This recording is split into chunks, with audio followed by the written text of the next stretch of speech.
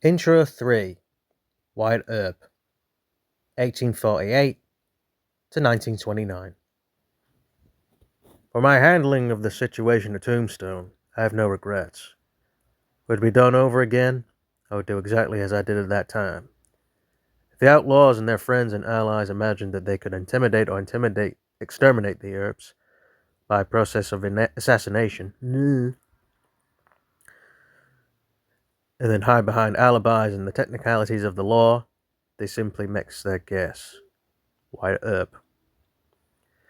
Of all the colourful characters that inhabited the West during the 19th century, the most famous of them all is Wyatt Earp, who has long been regarded as the embodiment of the Wild West.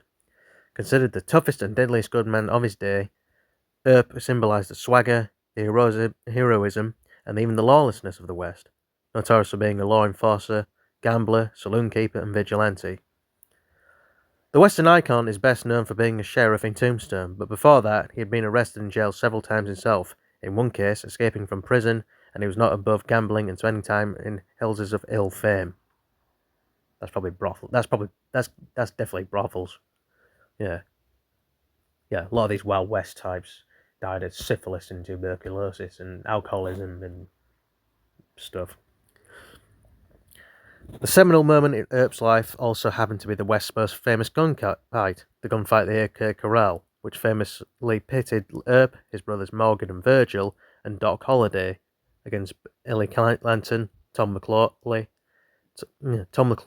and Frank McClory.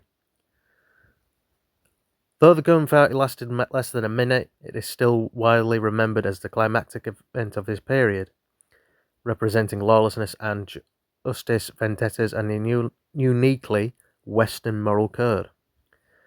For Earp, the aftermath led to assassination attempts on his brothers, one of which was successful, touching off the Earp vendetta ride. By the end of the 19th century, Earp was already a poignant symbol of that time and day, having permanently etched his name in the folklore of the West, but he stayed out west, engaging in everything from gold mining to vigilante justice on the Mexican border.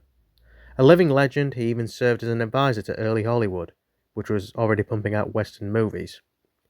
When he died in 1929 at the age of 80, one of the West's toughest fighters and one of its longest survivors had finally passed.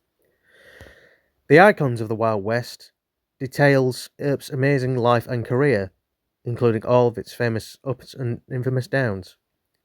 Also, while analysing his legacy and the mythology that has enveloped his story. Along with pictures of important people, places, and events in his life, you will learn about Wyatt Earp like you have never done before in no time at all. And, sorry for that stilted stuff. Like I said in my other video about, in